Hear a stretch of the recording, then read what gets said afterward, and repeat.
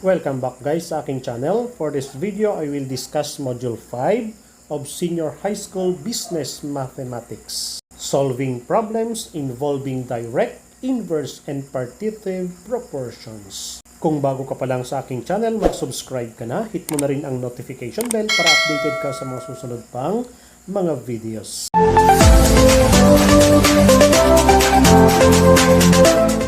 Let us start for reviewing the terms. Direct proportion. A number is directly proportionate to another. When as one value increases, so does the other. Inverse proportion. A number is indirectly proportionate to another. When as one increases, the other decreases.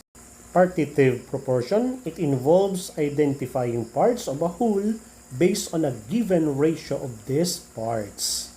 Let us continue for our problem 1. If 7 out of 12 people patronize Coca-Cola soft drink, how many people out of 6,816 can be expected to patronize Coca-Cola soft drink?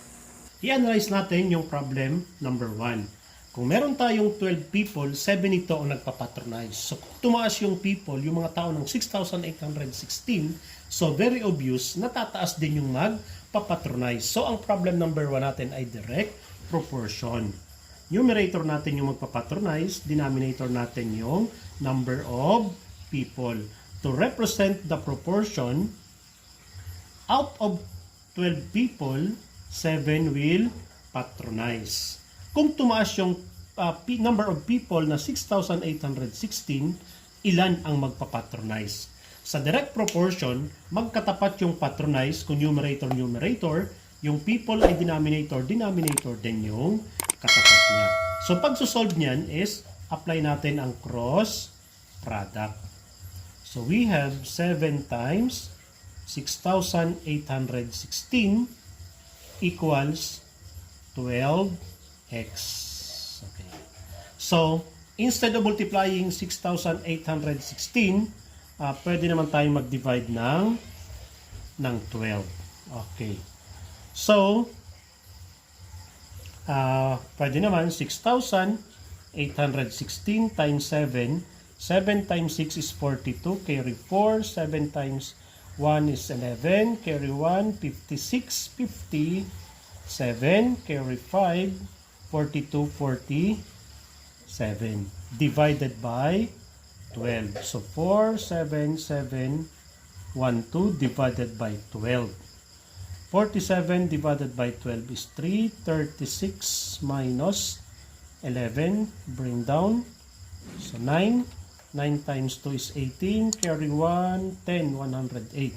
So meron tayong 9. 91 divided by 12 is 7.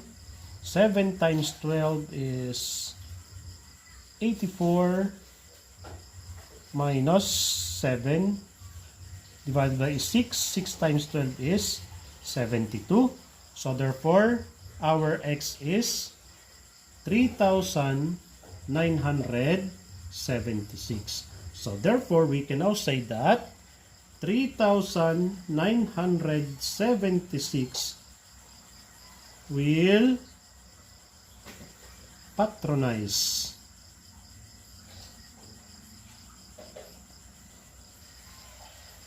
the Coca-Cola soft drinks.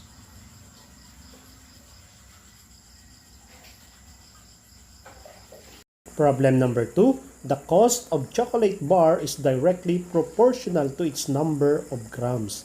If 250 grams of chocolate bar costs 120 pesos, find the cost of 100 grams of chocolate bar. In problem number 2, no need na tayong mag-analyze kasi it is very obvious sinabing directly proportional. So this is our gram over the price. So if we have 250 grams, its price is 120 pesos. What is the cost of 100 grams? So that is, again, grams are lined together, costs are lined together in a direct proportion. So by cross product, so we have 250x equals 120 times 100. Instead of multiplying them, divide both sides by 250 to cancel 250. So x is equal to cancel 0, cancel 0. So we have 25, cancel 10 and 25. So we have 5 and we have 2. Cancel 120 and 5. So we have 1. 120 divided by 5 is 24. So remain is 24 times 2, x equals 48. Kung kayo nalilito sa cancellation, di wag tayong mag-cancellation. 250x equals 120 times 100. Divide natin sila ng 250. So cancel. So meron tayong x is equal to 120 times 100 divided by 250. 120 times 100 equals 120, add to zeros, divided by 250. O, cancel natin yung isang zero. So meron tayong 1,200 divided by 25. 120 divided by 25 is 4.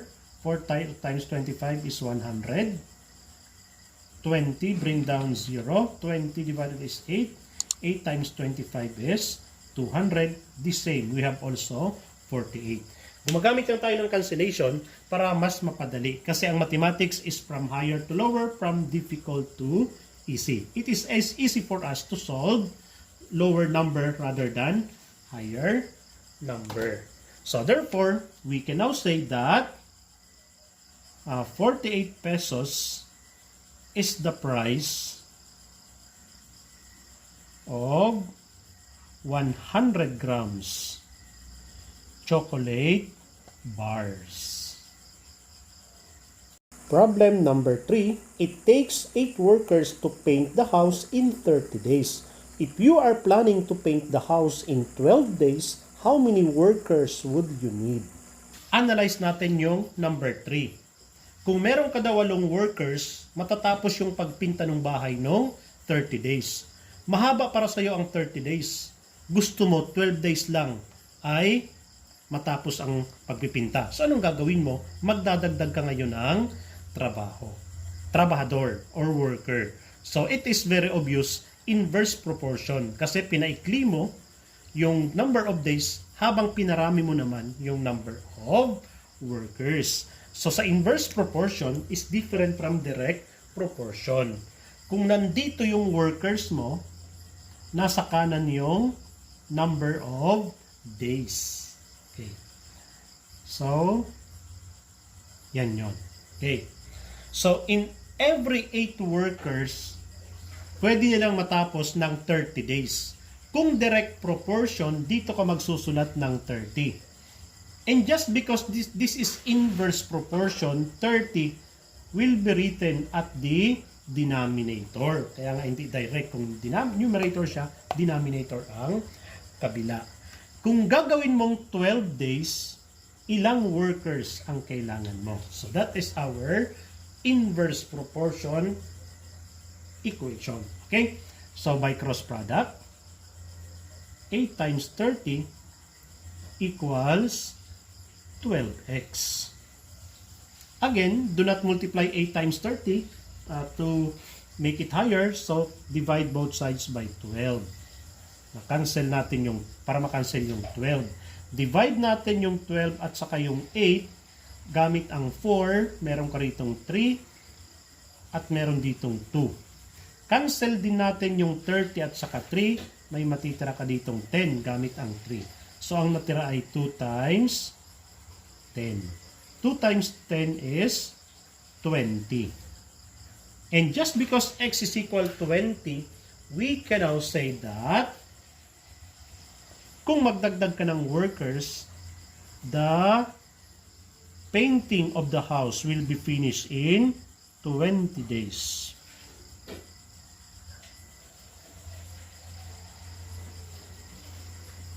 Okay, inverse proportion kasi 8:30 as 12:20. Ito ay tumaas, samantalang ito ay bumaba. Kaya inverse proportion.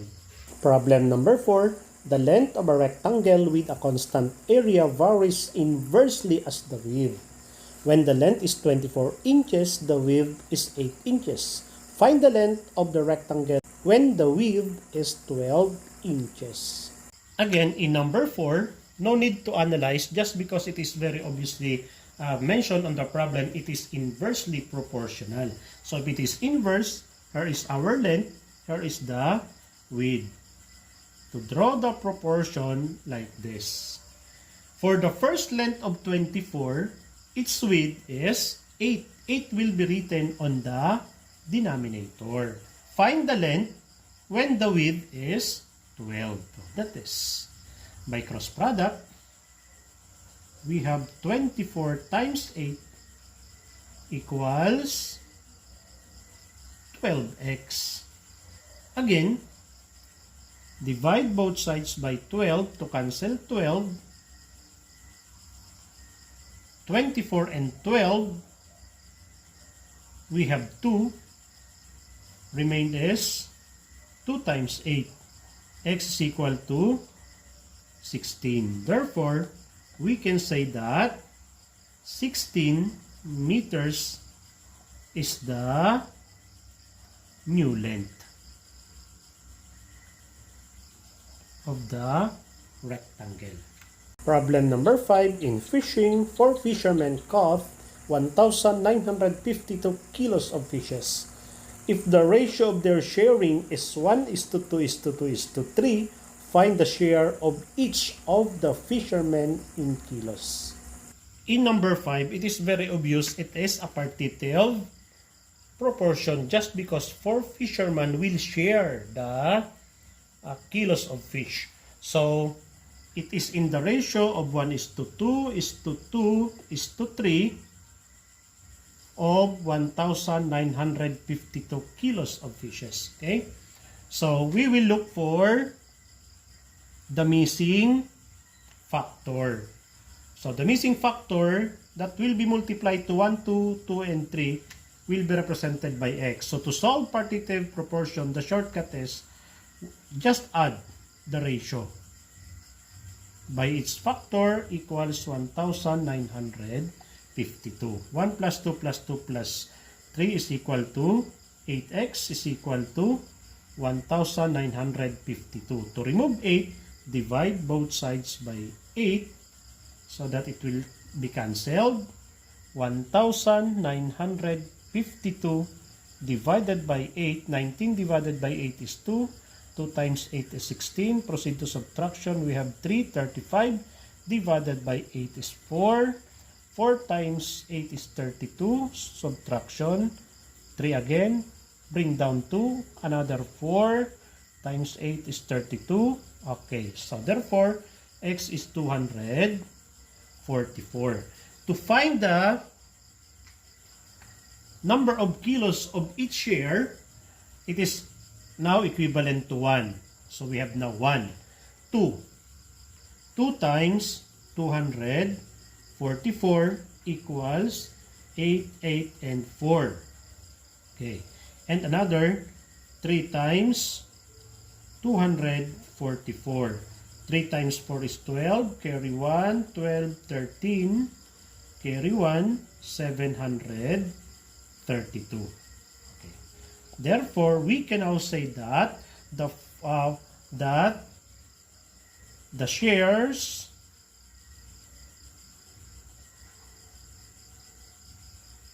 of 4 fishermen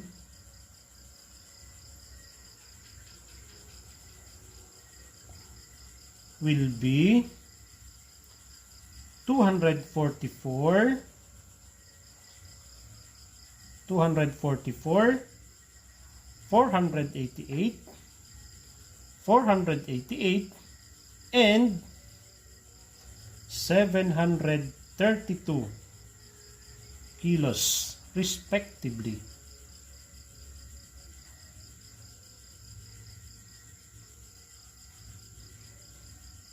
For sixth and last problem for this video, the business return of investment amounted to 1,155,000 pesos is to be allocated to three business partners, Lisa, Menti, and Simon, in the ratio of 3:5:6 respectively.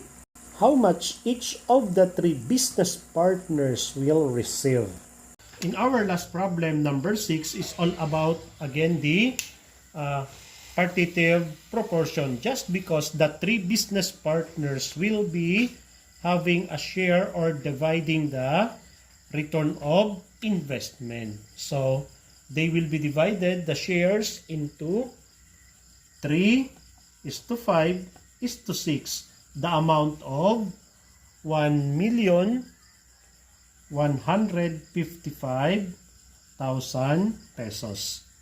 Again, to solve, just add the ratio, multiplying to its unknown factor, equals 1,155,000 pesos. 3 plus 5 is 8, plus 6 is 14x, equals 1,155,000. Divide both sides by 14 so that x will be cancelled. X is equal to 1,155,000 divided by 14. 115 divided by 14 is, I think, 7. 7 times 14 is 8. Carry 2. 798. 7 or 8. 8 times 4 is 32. Carry 3. 11. So 3. 35 divided by 14 is 2. 28 minus, we have 7. Bring down 0. We have 4. 4 times, we have 5. 5 times 14 is 70. How many zeros remaining? So we have 2. So x is equal to 82,500 for each share. For each share. And just because the first has 3 shares, so what shall we do is, we will multiply 82,500 times 3. 0, 0, 15, carry 1, 6, 7, 24. So we have 257,500. 82,500 times 5. 0, 0, 25, 2, 10, 12, carry 1, 41. 412,500.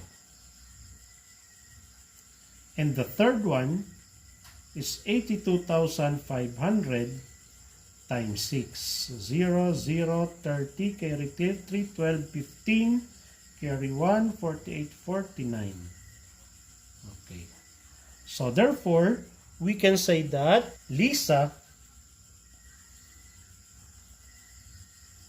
will receive 247,500 pesos. Minty will receive 412,500, and Simon will receive 495,000 pesos. If we want to check if this is really correct, so let us add 0, 0, 5 plus 5 is 0, carry 1, 10, 15, carry 1, 15 again, carry 1, we have 11. Okay, that is. So these three shares are correct. So that is partitive proportion. Muli po, kung nakatulong at nagustuhan ang video na to, please like. At kung gusto nating makatulong din sa iba, please share.